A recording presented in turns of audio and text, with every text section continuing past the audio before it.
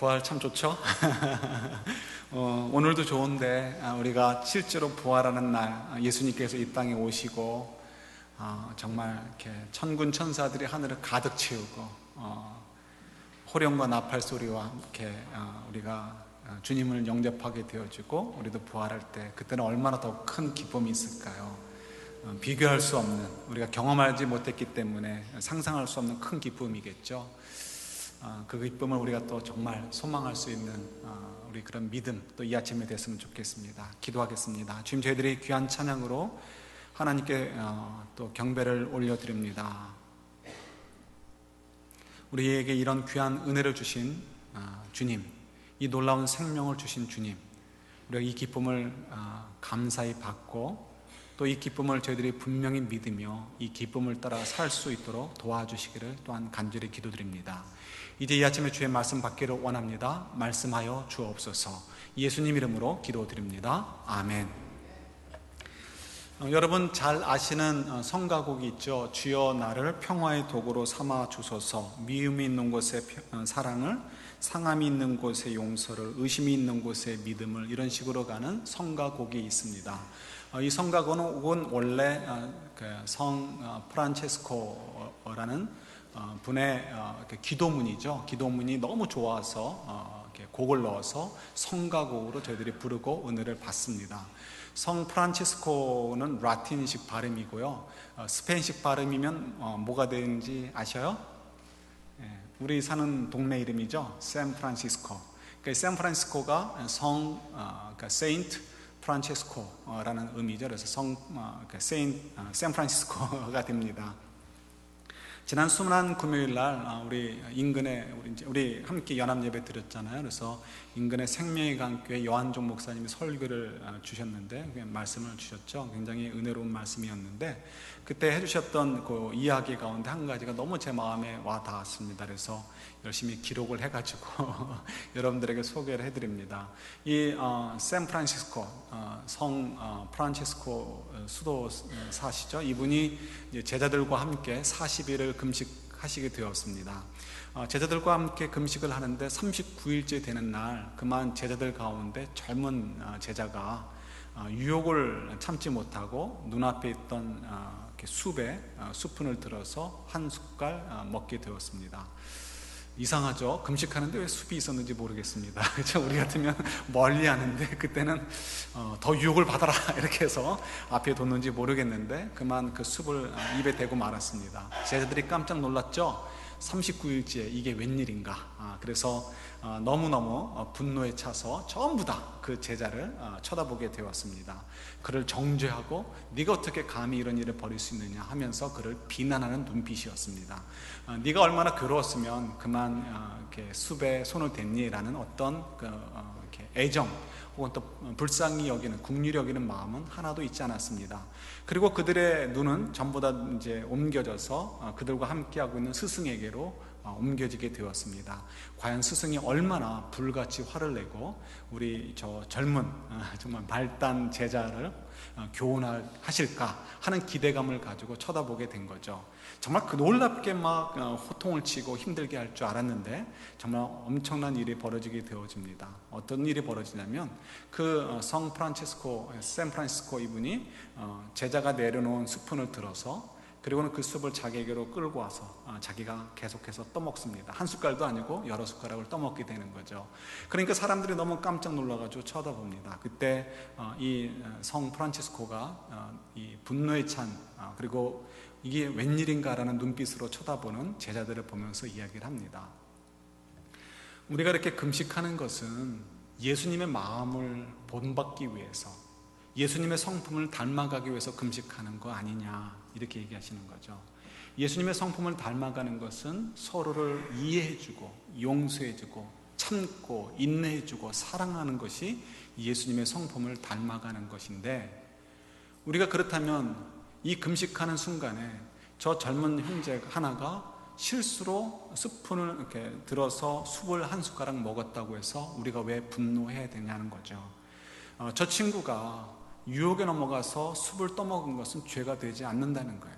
죄가 되지 않지만 그 형제를 보면서 정죄하고 비난하고 미워하는 것은 너무나 큰 죄다라고 얘기를 하였습니다. 그렇죠? 그러니까 정말 금식을 하면서 우리가 꼭 놓치지 않아야 될 것은 금식의 목적인 거죠. 금식했다라는 것을 달성하는 것이 목표가 아니고 금식을 통해서 얻으려고 하는 예수님의 성품을 담는 것, 예수님의 마음, 그 믿음이 더욱 우리 가운데 풍성해지는 것이 고리고 목표가 되는 거죠. 그런 면에서 성 프란체스코는 굉장히 아주 너무나 중요한 메시지를 우리에게 던져주고 있습니다. 그래서 제가 그 말씀을 드리면서 그런 생각이 들었어요. 우리가 그동안 샌프란시스코 하면 뭐가 상징이에요? 골든 게이트 브릿지였죠? 별로 예쁘지도 않은데 골든 게이트 브릿지가 상징인데 저는 바꿔야 될 것 같아요, 이제부터는. 그래서 더 시리 오브, 특별한 의미가 있으니까 더 숲, 그죠? 그 숲, 그러니까 시리 오브 숲. 우리가 정말 기억하고 우리끼리라도 자꾸 리마인드 하면서 맞다. 믿음은 그리스도의 성품을 닮아가는 거고, 그리스도의 성품을 닮아가는 것은 어떤 성과를 얻는 것에 중요한 것이 아니고 사랑하고 인내하고 용서하고 품어주는 것이 우리에게 정말 소중하고 중요한구나 하는 것을 기억하면 얼마나 좋을까, 이런 생각을 가져보았습니다. 그렇죠? 금식한다, 우리가 뭘 한다, 그때 그 목적을 놓쳐버리면 우리가 정말 그것을 왜 하는지도 모르고 결국 시간만 낭비하고 에너지만 낭비하게 되고 많은 것이죠. 예수님께서 이 땅에 왜 오셨을까요? 우리가 예수님께서 이 땅에 오신 목적도 우리가 잘 이해하지 못하면 우리가 every day, 이스터 데이로 보내도, 이스터 날로 보내도 아무 의미가 없는 거죠. 예수님께서 이 땅에 왜 오셨는가를 분명히 그 목적을 이해하는 것이 필요합니다. 그래야 그 목적 의식 속에서 예수님이 하신 일들을 이해할 수 있고, 또 예수님을 닮아갈 때 우리가 어떠한 삶을 살 것인가에 대한 흉내를 낼 수가 있는 거죠, 예수님의 제자로서.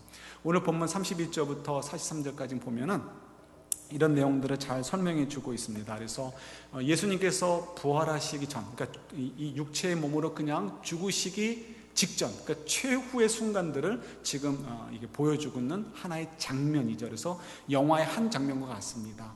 지금 이 골고다 언덕에 십자가가 세워져 있고요. 그리고 예수님과 많은 사람들이 주변에 있습니다. 예수님을 보고 있는 사람들은 누가 나옵니까? 이렇게 우리 오늘 본문에서 한번 보면 관원들이 있어요. 관리들인 거죠. 관원들이 있고, 또 그 다음에 집행하고 있는 로마 군인들이 있고요. 로마 병사들이 있고, 그 다음에 수많은 사람들이, 군중들, 유대인들이죠. 수많은 군중들이 쳐다보고 있습니다. 아마도 그들 가운데는 6월절이기 때문에 디아스포라, 로마라든가 혹은 소아시아라든가 이런 곳, 유럽에서부터 좀 재정적인 능력 있는 사람들이 그때 많이 순례를 했잖아요. 그런 절기 때마다. 그러니까 사방에서부터 몰려온 사람들도 있었을 것입니다. 그분들이 보면서 어떻게 쳐다보죠? 예수님을 존경의 눈으로 보거나 저 사람이 왜 죽었나 라고 생각하지 않고 쳐다봅니다. 어떻게 보죠? 조롱하면서 보는 거예요. 네가 우리를 구원해 주겠다고 너나 구원해봐라, 이런 식으로 조롱하고 있는 거죠. 전부 다 뭐예요? 죄인들인 거예요. 하나님의 아들이 이 땅에 우리를 위해서 오셨음에도 불구하고 그것을 모르고 오히려 하나님의 아들을 죽이는 죄인들인 거죠. 예수님의 마지막 시간들입니다. 그리고 그 마지막 시간에 예수님과 가장 가까이 있었던 사람들이 누구죠? 두 사람이 있어요. 바로 예수님 양옆에 매달렸던 사형수들입니다. 그들이 무슨 죄인지는 분명하지 않지만 적어도 예수님을 따랐기 때문에, 하나님을 잘 믿었기 때문에 사형을 받는 사람들은 아니었습니다. 그러니까 흉악범이었겠죠. 그래서 예수님의 마지막 순간, 예수님의 가장 곁에 있었던 사람들도 죄인이죠.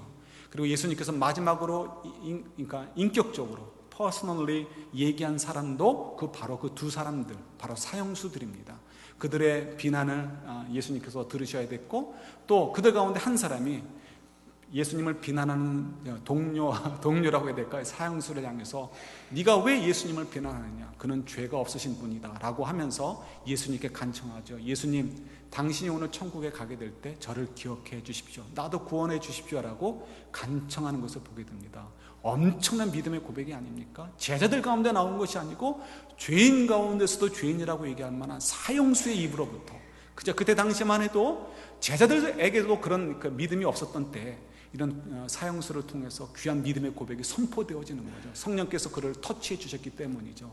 그래서 예수님께 뭐라고 얘기합니까? 예수님은 하나님으로 인정하고 하나님의 아들로 인정하고 메시아로 인정하고 나를 구원해 주소서라고 이렇게 분명하게 이제 예수님께 요청하는 것을 저희들이 듣게 됩니다. 그 얘기는 사실은 이 세상을 향해서 선포하는 내용인 거죠. 예수님께서 왜 오셨는지를 설명해 주는 것입니다. 그리고는 예수님께서 말씀하시죠. 네가 오늘 나와 함께 낙원에 있으리라. 이 모든 장면의 이야기들은 등장인물들과 대화된 내용들을 보면 예수님의 마지막 생의 마지막의 그 순간들을 통해서 예수님께서 이 땅에 왜 오셨는지를 분명하게 선포해 주고 계시는 거예요. 우리 모두는 죄인이라는 거죠. 예수님께서 죄인을 구원하시기 위해서 이 땅에 오셨다는 거예요. 다른 것 없습니다. 예수님께서 죄인을 구원하시기 위해서 이 땅에 오셨다는 거예요.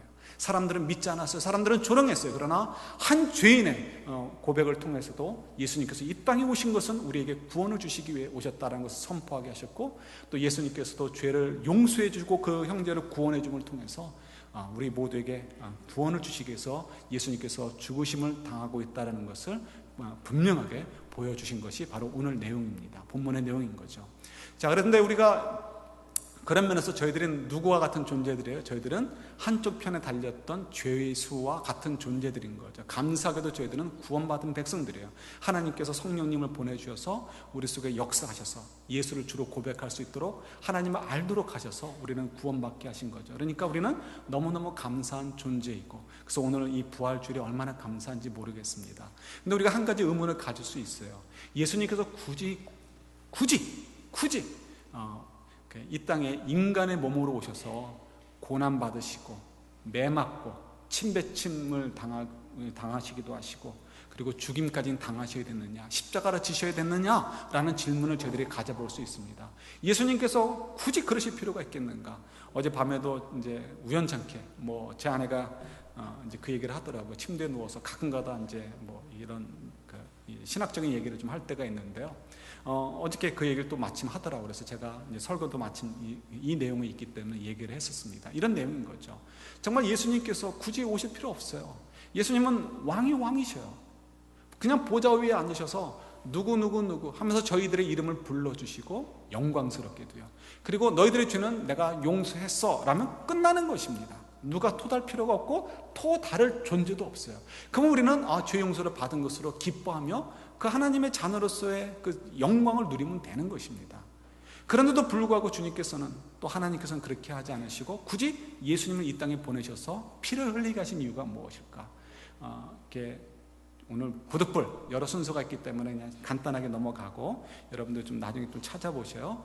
우리 히브리서 9장 22절에 보면 이런 말씀이 있어요. 조금만 설명하면 피 흘림이 없이는 사함이 없느니라. 그래서 우리가 율법에 보면요, 죄, 범죄한 것을 용서받기 위해서는 재물들, 양이라든가 혹은 또 돈이 없는 분들은, 가난한 분들은 비둘기를 사가지고 그들의 피를 흘려서 용서를 받는 그런 제사를 드렸습니다. 근데 그 가운데서도 더 가난하신 분들은 비둘기 살 돈도 없으니까 그럴 때는 이제 이렇게 곡식을 가른 것을 가지고 이렇게 이제 드림을 통해서 이렇게 죄 용서를 받았죠. 그래서 이 죄 용서라는 것은 피 흘림을 통해서 용서받을 수 있도록 율법 가운데 그런 제사 제도를 만들어 놓으셨어요. 그러니까 저희들 생각에는 보아라, 율법에 이렇게 말씀하지 않았느냐. 그러니까 하나님께서도 율법에 이렇게 기록해 놓으셨으니까 하나님도 여기에 복종해야 된다라고, 지키셔야 됐다라고 얘기합니다. 그래서 예수님이 굳이 오지 않으셔도 됐지만 율법에 피를 흘려야 죄 용서를 받으니까 오셨다라고 얘기를 합니다. 근데 정말 그 말이 맞는가 한번 생각해 보는 거예요. 율법은 누구에게 주신 것입니까? 우리에게 주신 거예요. 그렇죠? 율법은 우리에게 유익한 거지 하나님에게 필요한 것이 아닙니다. 율법은 하나님의 백성으로서 최소한 이렇게는 살아야 돼 라고 해서 우리에게 유익을 주기 위해서 주신 거죠. 하나님의 수준에 맞는 것이 아닙니다. 하나님은 이만큼 높으신데, 끝도 안 보이게 높으신데, 그래도 하나님 백성은 요만큼은 살아야 된다라고 해서 우리에게 유익을 주기 위해서 주신 거죠. 그래서 하나님에게 유익이 있는 것이 아니고 우리에게 유익이 있는 것이고 우리에게 필요한 것이죠. 율법에 어떤 말씀들이 있습니까? 율법을 통해서 우리가 지키게 돼요. 하나님 말씀을 지키게 됨을 통해서 우리가 뭘 경험하게 되냐면 하나님의 사랑을 경험하게 되어집니다. 이상하죠? 하나님께서 뭐 하지라 뭐 하지 마라 이렇게 얘기하셔서 우리를 힘들게 하시는 것 같은데, 그게 왜 우리가 어떻게 하나님의 사랑을 경험할 수 있을까요? 예를 들어서 우리가 원수를 사랑해 주어라, 용서해 주라는 말씀이 우리는 너무 힘들게 해요. 그런데 그 말씀이 성령님께서 우리 속에서 자꾸 부담을 주시니까 우리도 마지못해서 이놈의 왼수 내가 한번 용서해 주지 하면서 용서해 줬는데, 그때 놀랍게도 용서해 주려고 애를 쓰면서 눈물을 흘리면서 입을 뒤집어 쓰고 괴로워하는데 놀랍게도 그때 성령의 터치가 있는 거죠. 하나님이 나를 얼마나 사랑해 주셨는지, 내가 얼마나 큰 죄인인데 하나님이 용서해 주셨는지를 깨닫게 해주시고요. 그리고 그 하나님의 사랑이 나를 막 이렇게 감싸 안으니까 나도 모르게 그 정말 왼수 같았던 형제 자매가 조금씩 용서되어지고, 그때 오게 되는 마음의 평안, 세상에 줄 수 없는 그 놀라운 평안이 우리를 사로잡는 것을 경험하게 되죠. 그걸 통해서 어떻게 해요? 야, 하나님이 정말 나를 사랑하시는구나, 내가 하나님 백성대로 사는 것이 얼마나 축복이구나 하는 것을 알게 되니까 율법이 우리에게 유익이 되어지는 거예요. 그래서 저희들이 찾아 읽지는 않겠지만 시편 19편에 보면 그렇게 말씀하시죠. 주의 말씀은 순금보다 더 사랑해야 될 만한, 사모해야 될 만한 것이라는 거예요. 그리고 그것은, 이 율법은 송이꿀보다 더 단 것과 달달하고 우리에게 말씀하시죠. 왜 우리가 순금보다 그러니까 소중하고 사모해야 되고 그리고 꿀보다 더 달달하고 얘기하느냐? 율법을 지키면 이와 같은 유익이 있기 때문에 그래요. 그래서 율법을 통해서 하나님을 더욱 사랑하게 되어지고 하나님의 사랑을 더욱 알게 되어지니까 하나님 말씀을 순종하는 유익이 있게 되고요. 그걸 통해서 우리가 하나님 사랑하게 되어지고, 그 다음에 어떻게 해요? 하나님 백성다운 삶을 살게 되니까 우리 창세기 우리 묵상했던 거 기억하시죠? 그 말씀대로 하나님의 대리자로서 이 땅에서 삶을 살게 되죠. 하나님처럼 사랑을 베풀어주고 공의를 행하고 용서해주고 위로해주고 덮어주고 품어주는 그런 삶, 하나님의 대리자로서의 통치죠. 이 세상을 그렇게 통치하는 거예요. 이렇게 섬기는 거예요. 그게 바로 통치인 거죠. 성경이 얘기하는 통치. 그런 통치를 통해서 어떻게 이 세상 속에서 우리가 하나님의 대리자로서의 삶을 살게 되죠. 그러니까 우리 삶이 얼마나 하나님의 복을 누리게 되겠습니까? 하나님이 축복해 주시고 하늘의 상급이 쌓이게 되어지고, 그리고 우리가 어떻게 해요? 하늘의 영광의 상속자로서의 삶을 살게 되죠.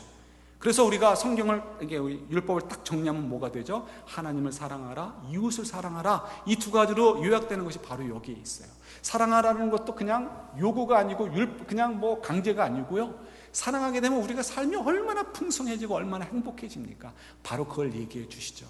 이게 바로 율법이에요. 율법이라는 것은 우리에게 유익을 위해서 주신 것이지 하나님의 유익을 위해서 필요한 것이 아니죠. 그래서 율법이라는 것은 우리가 지켜야 되는 것이고, 사실은 하나님은 율법을 훨씬 뛰어넘으시는 그런 의로우신 분이고 그런 지혜와 능력이 있으신 분이시죠. 그럼에도 불구하고 하나님께서 우리에게 주신 율법을 지키시려고 참 이렇게 많이 이렇게 동의해 주시고 우리처럼 또 지켜주시죠. 그래서 하나님의 의를 드러내십니다. 그래서 우리가 생각할 때는, 그러니까 보라 이거죠. 하나님께서 우리에게 죄는 피를 흘려서 사함을 받는다고 했으니까 누군가 희생해야 되고, 그러려면 무죄하신 예수님 오셔야 되는 거 아니었느냐라고 얘기해요. 그러나 그건 옳지 않습니다. 아까 거듭 말씀드리지만 이 율법은 우리에게 유익을 위한 거예요. 그래서 우리가 죄 짓는 것이 얼마나 무섭고 두려운 일인가. 우리가 비둘기를 죽이든지 양을 죽여서 그 피를 흘림을 통해서 죄 용서를 받는 것을 통해서 우리가 뭘 생각하죠? 야, 우리가 죄 용서를 받는 것은 생명과 관련이 있구나. 이만큼 죄라는 것은 두렵고 무서운 것이고 우리가 죄를 지어서는 안 되는구나 하는 것을 경험하게 되어지고 두려워하고 조심하게 되는 거죠. 이게 다 우리에게 유익을 위해서 주시는 것이 바로 이런 율법의 내용들입니다. 그러나 주님은 그러실 필요가 없어요. 얼마든지 하늘 위에서 그냥 명령하시면 되는 거예요. 하나님의 말씀은, 이것은 너무나 귀해서 우리가 한 얘기와 비교할 수 없습니다. 하나님의 말씀은 너무나 귀해서 너무나 영광스러운 것이라 우리가 토달을 수가 없어요. 누가 감히 하나님의 말씀에 토를 달 수 있겠습니까? 불공평합니다라고 어떻게 얘기할 수 있겠습니까? 그것은 옳지 않습니다라고 어떻게 얘기할 수 있겠습니까? 만왕의 왕이시고 가장 의로우신 분이 얘기하시는데요. 그럼에도 불구하고 하나님께서 그렇게 하지 않으시고 예수님을 이 땅에 보내시고, 예수님께서 이 땅에 직접 오신 것은 분명한 이유가 있습니다. 이유가 뭘까요? 다른 것 아니죠. 우리가 흔히 얘기하죠. 말로만 사랑해. 말로만 그렇지. 생각으로만 그러면 뭐해? 실제로 나는 사랑해 줘야지. 우리가 부부부 싸움에서도 이런 얘기 많이 하잖아요. 그죠? 자녀들하고도 이런 얘기 할 수 있죠. 성도들끼리도 이렇게 얘기할 수 있죠. 주님도 아시는 거죠. 그래서 말로만 사랑한다, 생각으로만 사랑한다라고 하지 못하도록 주님께서 내려오신 거예요. 우리가 얼마든지 악하기 때문에 얘기할 수 있습니다. 하나님 위에서 말로 용서해 주는 건 뭐 아무것도 아닙니다. 정말 우리 사랑하신다고요? 우리 사랑하시는데 어떻게 우리가 이런 모습으로 살도록 허용하십니까? 라고 우리가 질문할 수 있단 말이에요. 그래서 주님께서 어떻게 해요? 내려오신 거예요. 그래서 우리와 같은 몸을 입으시고, 그리고 우리처럼 고난을 당하시고, 심지어는 우리보다 더 이렇게 경멸을 받으시고, 조롱을 당하시고, 그리고 피를 흘리시면서까지 보여주고 싶으셨던 거예요. 내가 너희들을 이만큼 사랑해. 내가 너희들을 이만큼 사랑해. 내가 나의 모든 영광을 내려놓고 이 땅에 와서 너희들을 위해서 죽기까지 했으면 너희들이 믿을 수 있지 않니? 라고 우리에게 보여주고 싶으신 것이 바로 예수님께서 이 땅에 오신 이유예요. 다른 이유가 있지 않습니다. 하나님이 우리를 얼마나 사랑하시는지, 예수님이 정말 우리를 얼마나 사랑하시는지를 보여주고 싶으셔서 이 땅에 오신 거예요. 그리고 또 믿지 않는 사람들, 부인하려는 사람들, 거부하려는 사람들에게 핑계대지 못하도록, 보아라, 예수님께서 우리를 사랑하셔서 우리를 구원하시기 위해서 이 땅에 오셔서 이만큼 고난받지 않으셨느냐, 우리가 어떻게 여기에 대해서 우리가 부인할 수 있고 어떻게 우리가 이거를 핑계댈 수 있겠느냐 하시기 위해서 예수님께서 이 땅에 오셨다라고 성경은 우리에게 증거하고 있습니다.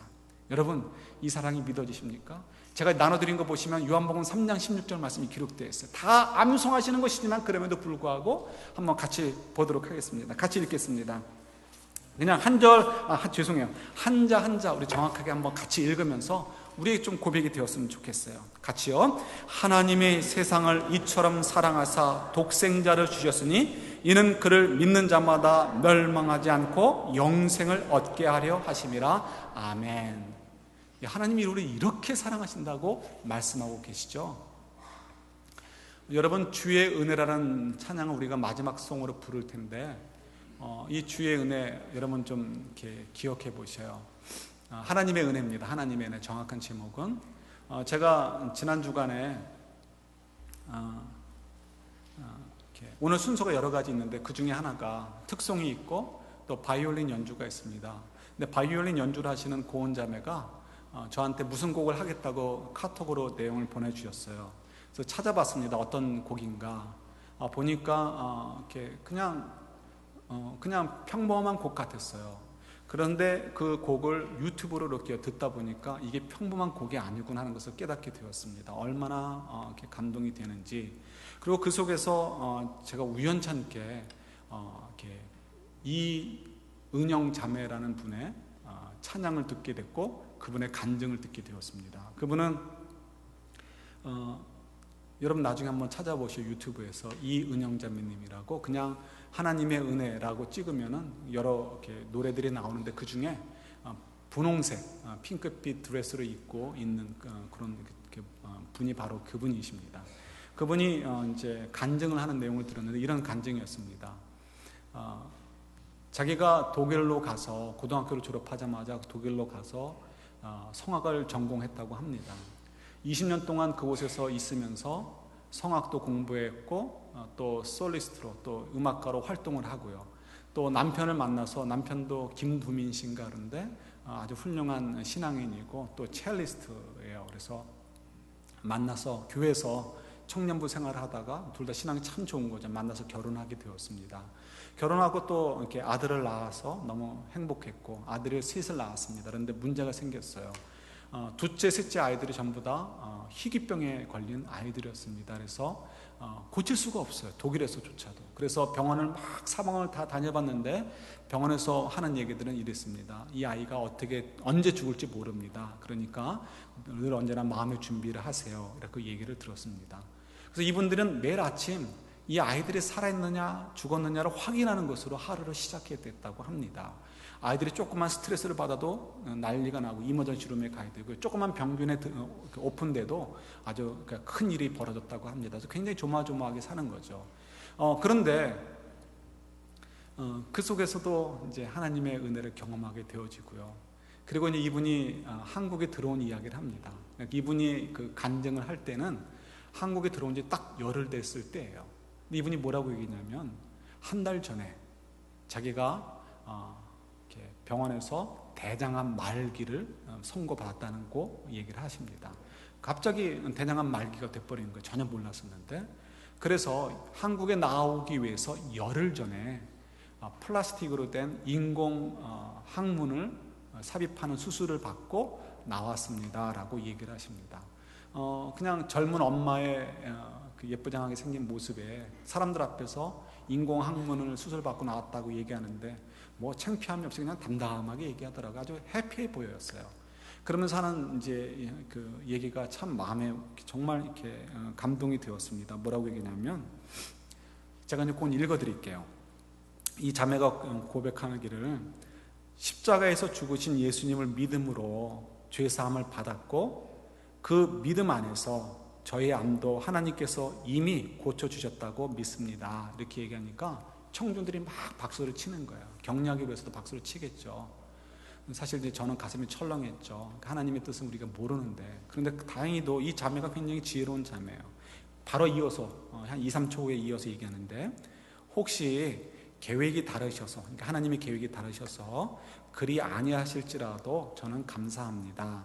저는 이 믿음으로 암을 통하여 하나님의 사랑을 더욱 알아가고 싶고 하나님을 더욱 사랑하게 됩니다. 하나님 너무 사랑합니다. 이렇게 고백을 하시더라고요. 근데 이 고백이 그냥 억지로 하거나 사람들 앞에서 그냥 만든 것이 아니고요, 너무 진실돼 보이는 거예요. 너무 진실돼 보이는 거예요. 제가 이게 너무 궁금해가지고 막 또 뒤졌습니다. 이분이 어떻게 됐는가. 이게 한 2년 전 일이더라고요. 여러분 저보다 더 잘 아실지 모르겠습니다. 막 뒤졌더니 한 1년 전쯤에 또 하나의 이제 그 TV 프로그램에 이제 등장한 모습이 나왔습니다. 근데 그때는 남편밖에 자리가 없더라고요. 남편이 그렇게 얘기합니다. 이제 한 달 전에 아내가 세상을 떠났다는 거예요. 떠날 줄 몰랐다라고 얘기합니다. 어느 날 갑자기 아내가 가족들을 다 부르더래요. 그래서 다 불러서 아들 셋하고 남편하고 불러서 우리 기도해요 라면서 기도를 했는데, 기도를 이렇게 했다고 합니다. 이건 또 제가 가능한 대로 읽도록 할게요.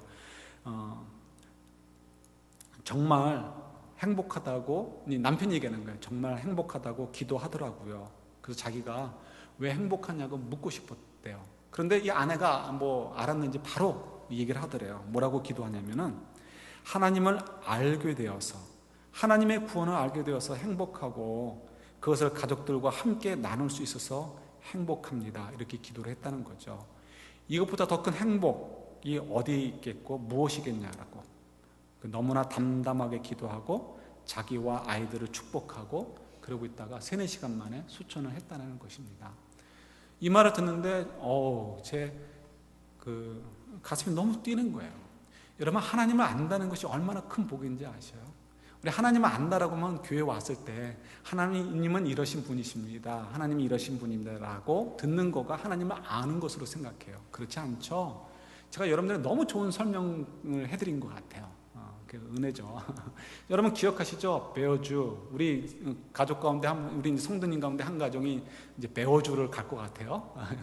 옐로우스톤을 방문한다고 하는데, 옐로우스톤 가봐야 곰보기가 정말 하늘의 별따기고요. 그는 정말 어려운 것 같아요. 그런데 그래서 내려오다가 사람들에게 그 아쉬움을 이렇게 좀 풀어주려고 들어가라고 베어주라는 것이 있습니다. 입구가 조그매가지고 잘 보고 오셔야 돼요. 베어주에 갔을 때 여러분 기억하시죠? 사파리처럼 차를 타고 들어가요. 차를 타고 들어갔는데 베어 한 마리가 제 차를 막고서 있는 거예요. 그리고는 자꾸 범퍼에 붙어있는 벌레들은 막 핥고 거기다 손을 얹고 있어요. 그러니까 저는 렌트카니까 얼마나 신경 써요. 이것도 복잡해지는 거 아닌가, 이거 어떻게 해야 되나 그러는데, 마침 그 관리하는 이제 그 차가 옵니다. 관리하는 차는 그러니까 골프 카트카 정도 크기예요. 그것도 약간 크거나, 철망은 되어 있지만 조그만 차죠. 오는데 제 생각으로는 분명히 그 차가 베어를 밀어서, 그래서 베어가 비켜나가고 그러면 제 차가 나가게 할 줄 알았어요. 그런데 오자마자 문을 덜컥 열더니 그 카르티에 같은 조그만 차에서 조그만 아가씨가 내리는 거예요. 물론 이제 그 사파리 옷을, 유니폼을 입고 있지만. 그래서 제가 깜짝 놀랐어요. 제가 암만 해도 갓 아르바이트를 구해가지고 이제 급한 마음에, 혹시 아르바이트 잘릴까봐 급한 마음에 뛰어나와서 곰을 치우려나 보다. 그런데 거기다 또 곰의 뒤통수를 툭 치는 거예요. 그리고 발로 이렇게 밀어요. 그러니까 제가 이거 큰일 났다, 이거 어떻게 해야 되나, 유사시에 제가 악셀레터를 확 밟아가지고 곰을 치워야 되나, 이런 생각을 하고 있었어요. 그런데 곰이 조금 더 그 아가씨한테 덤비지 않고 가는 거예요. 뒤통수로 쳐도 가고 발로 쳐도 가고. 이유가 어디 있었죠? 어렸을 때부터, 태어나자부터 그 아가씨가 젖을 먹이고, 자기 젖이 아니라 밀크죠. 밀크를 먹이고 놀아주고, 그렇게 몇 년을 지냈으니까, 몇 달을 지났거나 혹은 1년, 2년을 지냈으니까 아는 거예요. 아는 거. 얘는 나를 돌봐주는, 나에게 도움이 되는 사람이지 나를 공격하는 사람이 아니다, 아는 거죠. 이럴 때 성경에서 얘기하는 알다 라고 얘기하는 거예요. 하나님을 안다. 그래서 히브리 말로 야다라고 하는데, 이럴 때 바로 그 말을 쓰는 것입니다. 그러니까 이 자매가 나는 하나님을 알고 구원하는 것이 너무너무 좋아서, 그리고 이것을 가지고 우리 가족끼리 나눌 수 있다는 것이 너무너무 좋아서 행복하다는 거예요. 암 때문에 괴롭고, 그리고 이제 자기는 죽으면, 죽은 사람은 이제 고생 끝이니까 다행이지, 우리가 이렇게 얘기하기 힘들죠. 조심해야 될 게 뭐냐면, 그의 마음이 좋겠습니까? 남편 혼자 두고 가죠. 아들 둘은 희귀병에 걸려 있죠. 이거 어떡하나. 건강한 아들 한 명만 남았어도 그래도 걱정일 텐데, 그죠? 2명의 희귀병 있는 아들을 남겨놓고 우리 남편이 어떻게 해결할 것인가. 너무너무 괴롭고 얼마나 힘들겠습니까? 하나님께 얼마나 따지고 하나님께 얼마나 부르짖었겠습니까? 그러나 그때 어떻게 하나님께서 말씀을 기억하게 하시는 거죠. 내가 너희들을 책임져 준다는 거예요. 아빠 아버지 노릇해 준다는 거예요. 걱정하지 말라는 거죠. 하나님을 알게 하시는 거예요. 곰이 그 아가씨를 아는 것처럼 하나님을 알게 하니까 하나님이 얼마나 크신 분이고 얼마나 좋은 분인지를 알게 되니까 우리 인생이라는 건 2박 3일의 여행만도 못하고요, 한나절 여행만도 아닌 거죠. 그리고 영원한 나라에서 하나님의 영광스러운 자녀로 사는 거예요. 우리는 이 땅에 있는 동안은 그 한나절 동안에 하나님의 좋으심과 하나님의 사랑을 표현해주고 나타내주고, 하나님을 그 사랑하는 그 마음을 가지고 사는 모습을 통해서 사람들이 하나님이 있다는 것을 알고 하나님의 구원이 있다는 것을 알고 살도록 도와주는 것, 그 역할을 하다 가면 되는 거예요. 그러면 하나님께서 우리에게 모든 것들을 더해 주시는 그런 그 큰 기쁨들을 저에게 누리게 되는 거죠. 이게 인생인 거예요, 인생. 그죠? 그러니까 이 자매가 너무너무 귀한 깨달음을 줬고, 이 자매의 인생은 정말 미저러블한 인생이 아니고 얼마나 복된 인생입니까? 얼마나 복된 인생입니까? 그가 하늘에서 얼마나 밤하늘의 별과 같이 빛나겠습니까? 다니엘서의 말씀처럼 그의 자녀들과 홀로 남겨둔 남편을 누가 책임져 주셔요? 하나님이 책임져 주시는 거죠. 아들들 건강하고 그러면 걱정 없습니까? 아니죠. 우리 자녀들을 다 키워봤잖아요. 우리 주변에 있는 일들 많이 보잖아요. 무슨 일이 벌어질지 모르는 것이 이 세상인데, 하나님께서 좀 불편을 주셨어도 하나님께서 그에게 영생을 주셨고 그에게 구원을 주셨고 하나님의 영광스러운 자녀로서 삶을 살게 하셨고, 그죠? 핸디캡으로 좀 이 땅에서 좀 불편해도 밤하늘의 별과 같이 빛나게 될 그 영광스러운 삶을 산다는 것은 얼마나 큰 일입니까? 그죠? 그것이 또 욥기의 이야기이기도 하죠. 그래서 여러분, 우리도 이 사랑을 알았으면 좋겠습니다.